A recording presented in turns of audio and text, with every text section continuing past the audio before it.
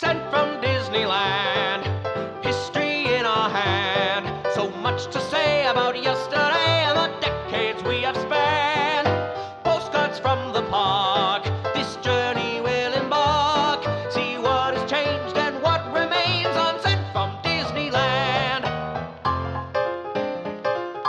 Sent from Disneyland. Welcome to the Sent from Disneyland podcast. Here age relives fond memories of the past. If it's your first time joining us, welcome. On this podcast, we'll take a journey into the past and explore Disneyland, Disneyland history, and more, with mementos, snapshots, souvenirs, and postcards sent from Disneyland, from 1955 to the present. Let's start by thanking my patrons from patreon.com. You can join in at any level to support the show and receive snail mail from my trips to Disneyland and from my desk, plus some sneak peeks and bonus content.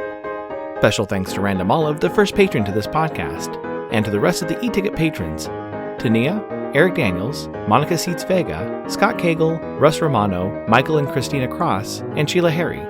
C-ticket patrons Serious Inquiries Only, Debbie Weinstein, Jennifer Schneep, Angela Reynolds, Grace Coate, Patty Wolin, and Ben and Noel Bruning. B-ticket patron Joshua Bell, and to the A-ticket patrons Elise Sharp, Zealot Infinity, Alexis Robles, Angel DeBlock, and the Beyond the Railroad podcast. I am your host, your post-host Clocky, and today we have 2 postcards sent from Disneyland.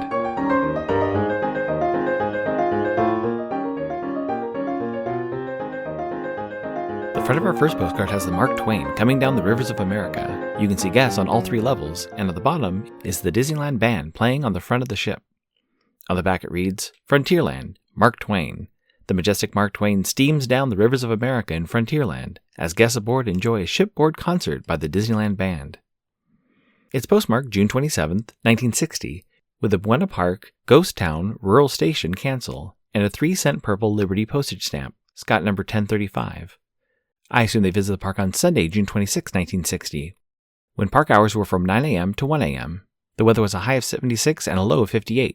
Park attendance that day was 34,100. It's addressed to Mrs. E. Frederico of Sacramento, California. It reads, Hi, Grandma. We had a terrific time. We are on our way to Knott's Berry Farm. Say hi to Anna. Love, Kathy, and David. As I'm getting ready to head to Washington, D.C., I grab my copy of Walt's Pilgrimage by Christopher W. Tremblay to see what locations Walt had visited. Walt's first visit to the nation's capital was in the 1930s. Walt and Lillian spent 3 days on a vacation, their first vacation since their honeymoon. They stayed at the Mayflower Hotel and attempted to see General Pershing, who was the highest-ranking general of the time. He also has a 1961 8-cent postage stamp, Scott number 1214, and has a donut named after him. Walt had driven General Pershing's son in his canteen truck in World War I and heard the general's farewell address in Paris. The general was unavailable to meet, but did send Walt a signed copy of his memoirs. They did get to see the Lincoln Memorial, the Washington Monument, and the U.S. Capitol.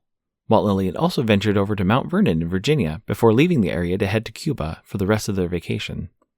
During the 1940s, Walt made many trips to D.C.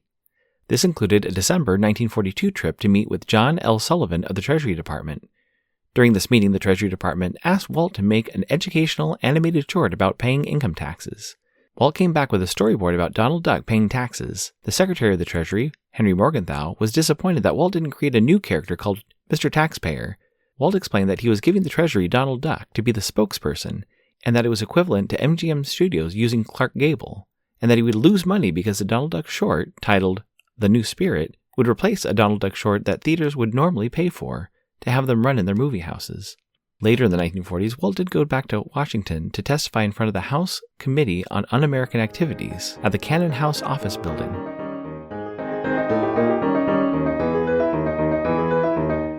Add some flair to your mail by checking out stamps at Enfield Post. You can explore different stamp options on our Etsy site, grab some great deals by following EP Sunday Sales on Instagram, or create something special and have her design a stamp array for your invitation or celebration. You can head over to EnfieldPost.com and explore all the different vintage postage stamps you can use on your next card or letter.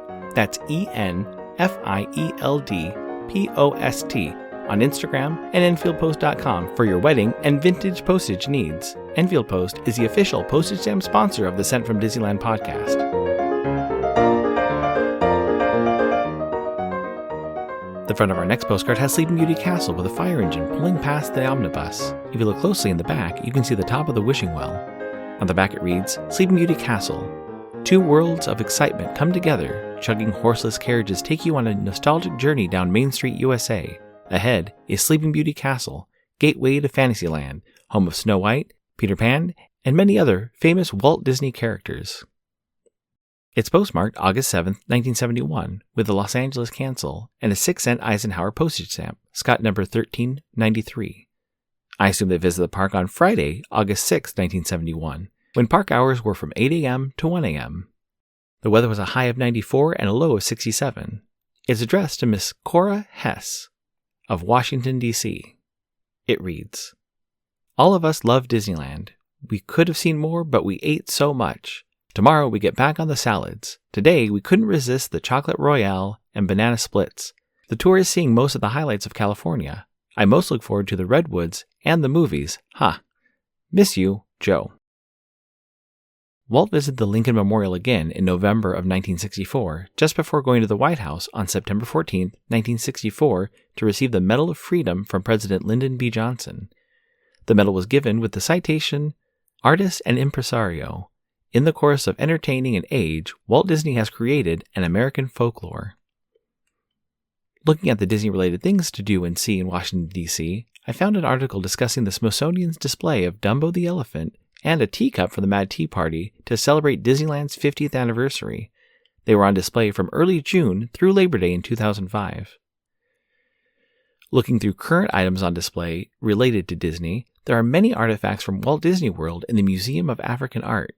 There are a few pieces in the National Museum of American History, including an original Steamboat Willie drawing, Lonnie's Mouseketeer hat, a Mickey Mouse Club lunchbox, and a Captain America shield used by Chris Evans in Captain America the Winter Soldier.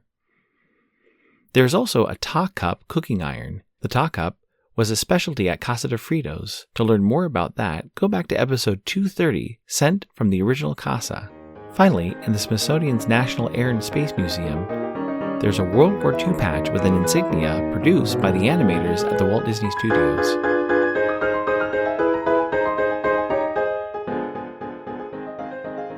My incoming postcard is sponsored by the Art Throwdown. Art Throwdown, or ATD, is a craft hour on Instagram, starting at 9 p.m. Eastern or 6 Pacific.